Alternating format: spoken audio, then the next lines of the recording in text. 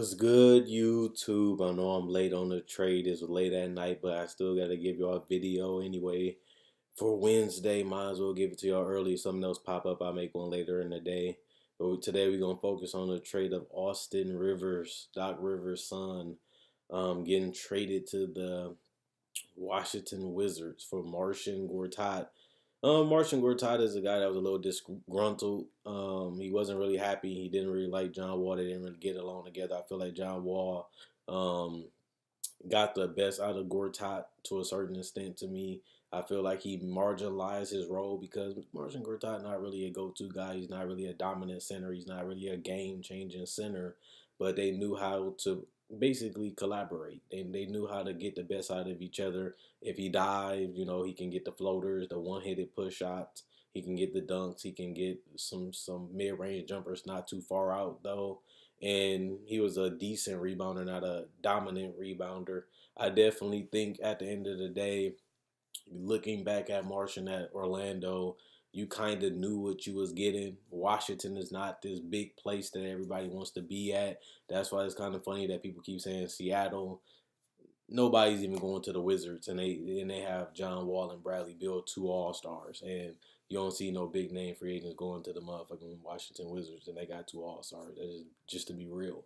But at the at the end of the day, having that type of talent around you do make you look better.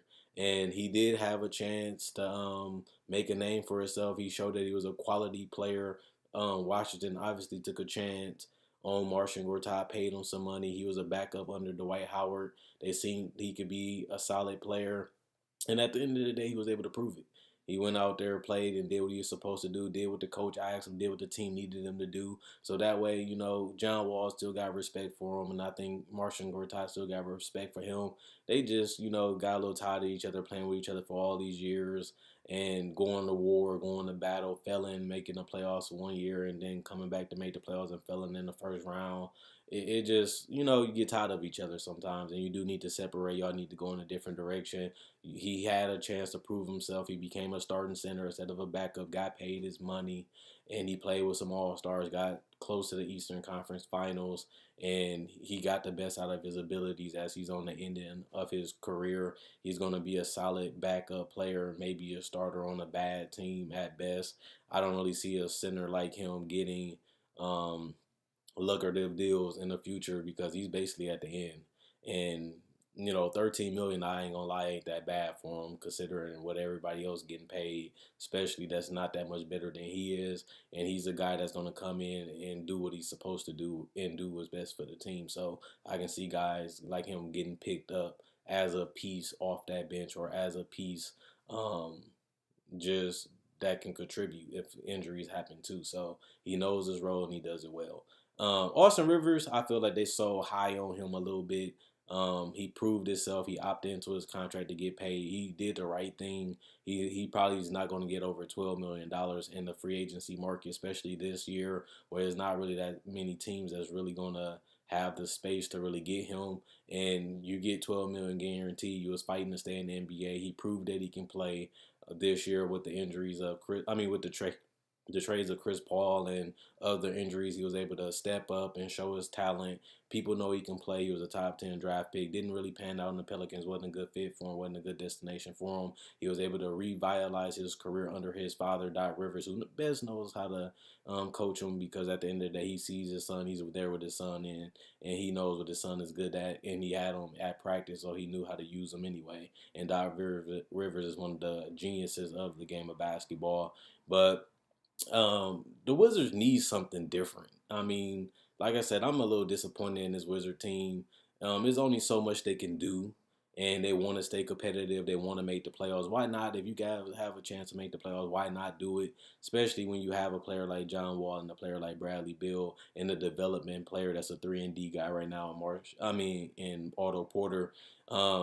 You drafted the big three for this team, and Otto Porter still has another level to go personally to me. But you have to start shaking stuff up, and you have to start going in a different direction because it ain't working. It really ain't, and they only getting older. I know Aldo is not that old, and I know Bradley Beal is not that old, but John Wall is getting almost to 30. You have to try to find a way to win with this roster. They bench has been terrible to me. It hasn't been good, and that's the sad part about this team is because you see so many players in the summer league and in the G League and overseas. They was able to get players like Brandon Jennings a couple years ago. He's not going to be able to cut it. They got Ty Lawson. He had a solid role, but you need more. They need more scoring, more ball moving, some more ball handlers. They need something different. And Marcin Gortat, he basically phased out. He's not even a modern day big at this point, and he's not really dominant at anything. At least you get a guy like Austin Rivers that's gonna come in and show you that he's hungry and try to get you some buckets and possessions and take some pressure off John Wall a little bit. Even though Bradley Beal became a solid ball handler, it is good to have that guy come off the bench and be in attack mode, especially for a team that really lacks pop off that bench. Kelly Oubre haven't been doing it either. They drafted him. He's been more of a volume scorer, streaky guy. They need some type of guy that can really give him some energy, give him some fight, give him some push. Even if they don't consider keeping Austin Rivers, let's say they trade for him, but he's not part of their future, or he might not stay this whole year. I mean, at the end of the day, Jerry West and Clippers are going in a different direction. That roster is going to be completely changed 2 to 3 years from now. And Austin Rivers is obviously not a part of their future. And he shouldn't be anyway because he's not a franchise guy. He's a tradable part. Team's going to pick him up. Team's going to use him. Team's going to give him a role. And he's not a guy that's going to stick. He's not a guy that's proven that you want to keep. But I'm not saying that to be bogus or try to make it seem like I don't like him. I'm an Austin Rivers guy. It's just his career has panned out to be a role player, and the role that he's good at is what the Wizards do need, in my personal opinion. Um, as far as the Clippers, they have guards, Teodosic, they have Patrick Beverly. You can just go on and on about how many guards they have. I don't really know. They don't even have a direction to me. They don't really have really an identity of what they could be. They don't have any franchise players on this roster. They don't have any guy that you look at and say, I want that guy on my team, except if because at the end of the day, he still can get buckets, but you mostly trading for him to get that contract. He's worth more than what he got paid, and he does know his role too. But he's a better weapon. He's a better Austin Rivers at this point, but he even has his flaws, and that's why you willing to trade for him to give him in that role. And he been able to help the Raptors. He was able to help other teams, but he's going to be, in a little stuck position with the Clippers because I don't think he's going to be a part of the team in the long run either, even though he signed that extension. So we just seeing an influx. I don't think Gortat is going to stay with the Clippers that long. I don't think the Rivers is going to stay with the Wizards that long. Just a change of scenery. They need more big bodies. They need more diversity on the Clippers, and they need that guy that can come in and contribute under DeAndre Jordan. DeAndre Jordan can either opt out or opt into his contract. One more year, DeAndre Jordan won't hurt. But then again, if he leaves, you got another guy with Boban that can come in and give you some good minutes. But he's not going to be on this roster long term either. So neither will DeAndre Jordan, neither will Boban, and neither will Martian. So like I said, this trade don't really matter as much because both of these teams is different parts. One team is trying to get to the championship level. One team had an opportunity, had a window, and it was basically closed after they got rid of Chris Paul in a free agency, and Blake Griffin in the regular season. And DeAndre Jordan is not a franchise guy. He's not a championship guy. So at the end of the day, I don't see a reason to keep him unless you can get him on a decent deal that's beneficial to him and the team.